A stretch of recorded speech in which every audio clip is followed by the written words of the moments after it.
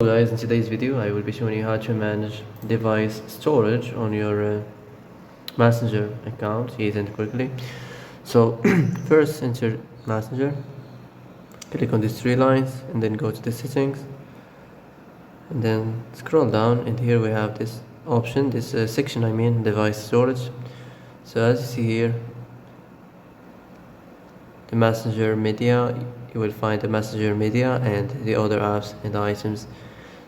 So that's how to manage the device storage on your Messenger accounts easy and quickly, and that's it.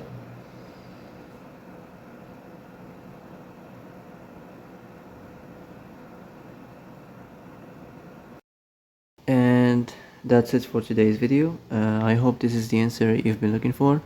If you like this video, don't forget to like and subscribe, and see you in the next video. Thanks for watching.